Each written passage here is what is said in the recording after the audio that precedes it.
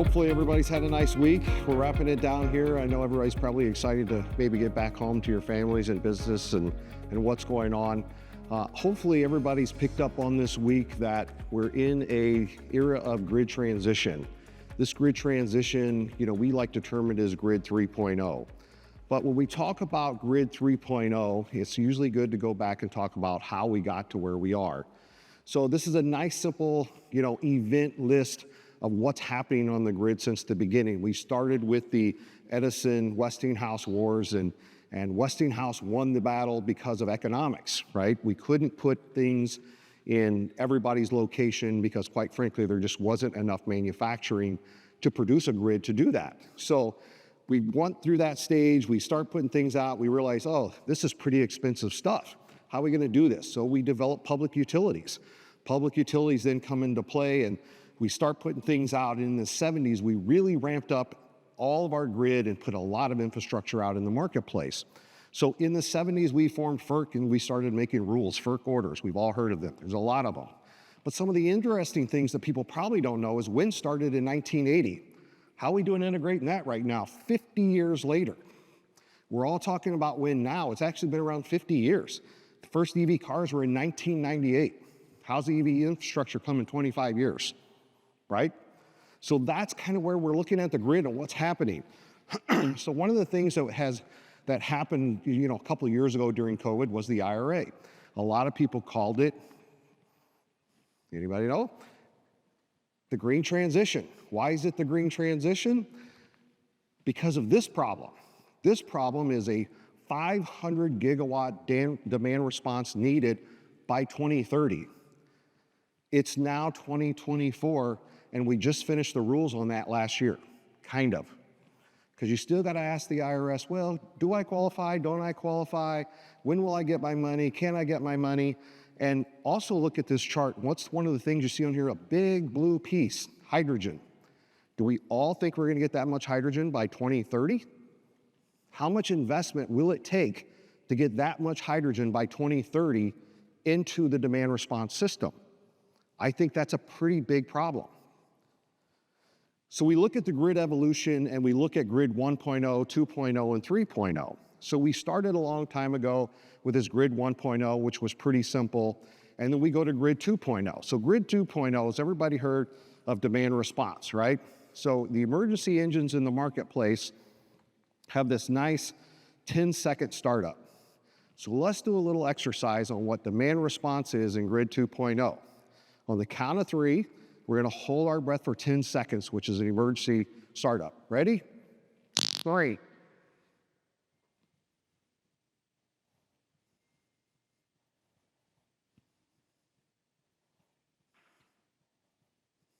Okay, now we have power again.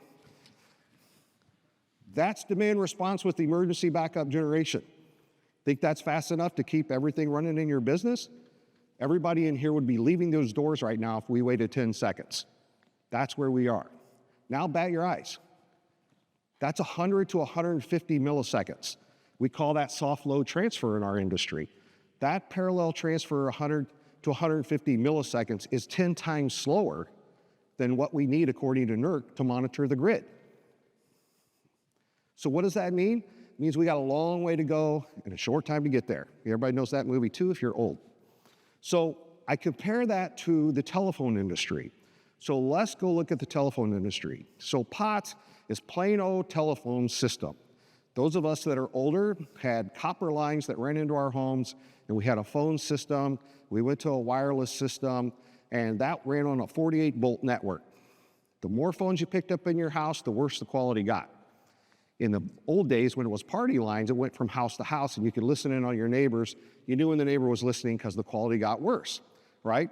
So the smart guys in Silicon Valley started coming around. They came out with this power over Ethernet, and we all spent hundreds of thousands of dollars on these phone systems, right? These wonderful phone systems that we put in our offices, and they said, this is gonna be the best quality ever. You have voicemail, all this wonderful stuff, right? We all spent a lot of money, went, it really kind of sucks. It's not that good, right? So then this era came about cell phones. And so cell phone era come around, 40 cents a minute plus all the tariff charges associated with long distance on your phone, right? So a president named Bill Clinton created the Telephone Act. And why he created the Telephone Act was because he knew they needed innovation to change the telephone world. Today, I'll bet almost nobody in here has a copper line phone in their home. We all have cell phones, right? This cell phone has a 4,000 milliamp hour battery in it. This is the future of grid.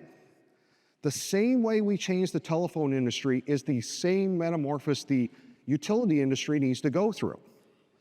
This phone, I can charge in my car, I can charge it from a USB, I can plug another battery into it, I can put it on a magnetic strip, I can plug it into the wall, I can use Bluetooth, I can use Wi-Fi, I can use 3 towers at the same time, I can use somebody else's towers, and the whole time I never lose communication. That's what we don't have on the grid. That's where the grid has to go. So when you think about this, this is what we're trying to create at E2. This is what we call the ready. It doesn't matter to me where the power comes from. I'm going to make use of it. I want it to be on 24/7, 365. I want to know how much my power consumption is. I don't care what apps I buy, what I need to do. I just want it to work. I want power. So economically, what does that mean? Well, this little company named Apple, who way benefited from the phone industry, is almost $3 trillion in market cap. Their return on assets is almost 30%.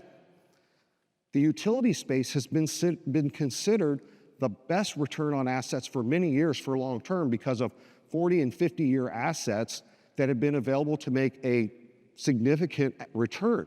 That significant return is now down to 3 to 5%. Me putting assets at the customer is 9 to 15% return on assets. That means the investment world is going to change where they put their dollars. The dollars are going to flow from the utility to the end user. It's the same issue in the EV space. We want to change people's habits instead of making their life easier.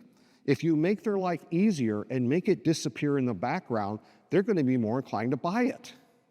So that's a metamorphosis change for the utility industry to go through. Going to, hey, I really care if the end customer stays up all the time. I feel his pain.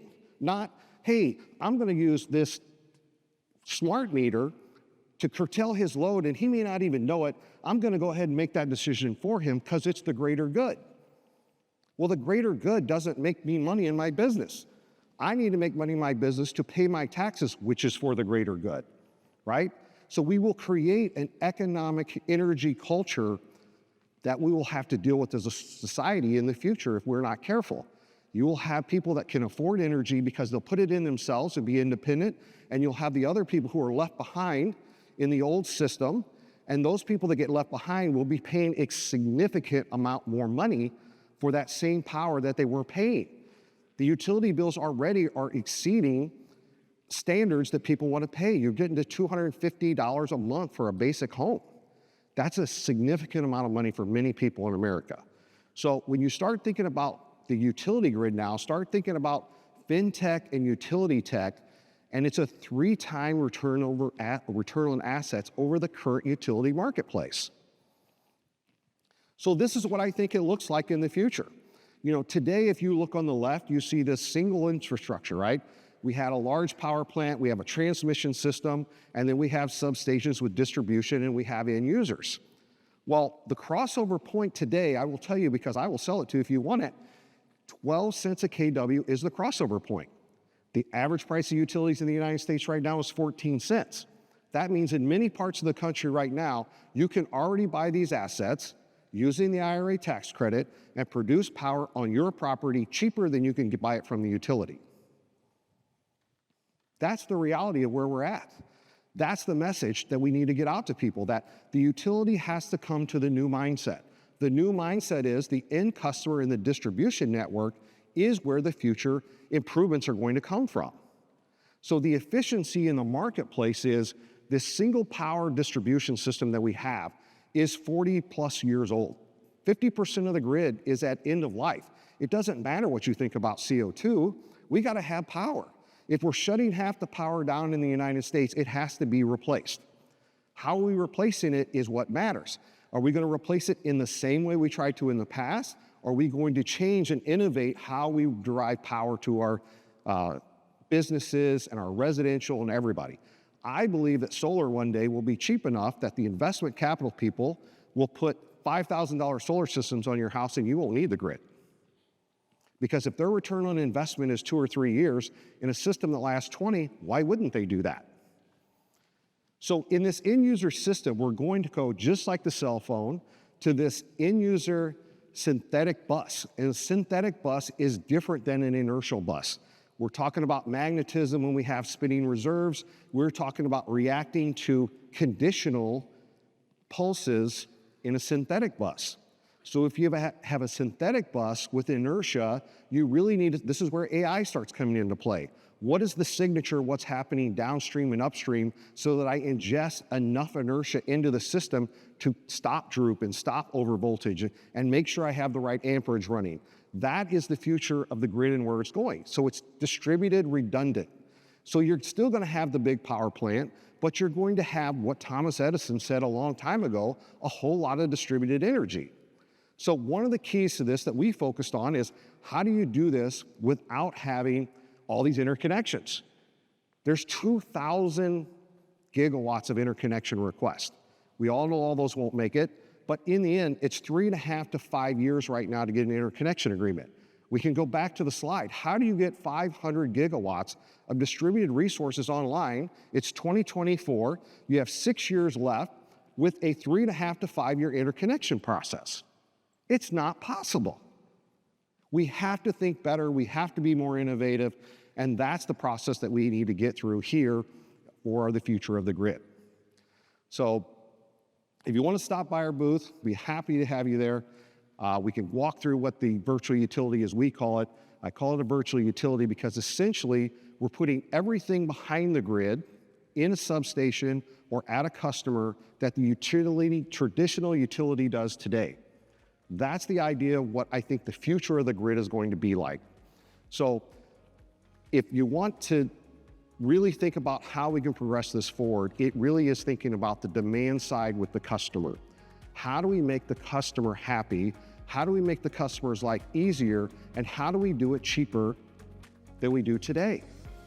40-cent telephone per minute cellular would have failed. 25-cent electrons from your utility will fail. And if you think we're going to charge 25 cents in America for utility infrastructure, I'm going to tell you there's going to be a lot of utility failures in the future. So smart money will be on the demand side in that case. It's not going to cost that much.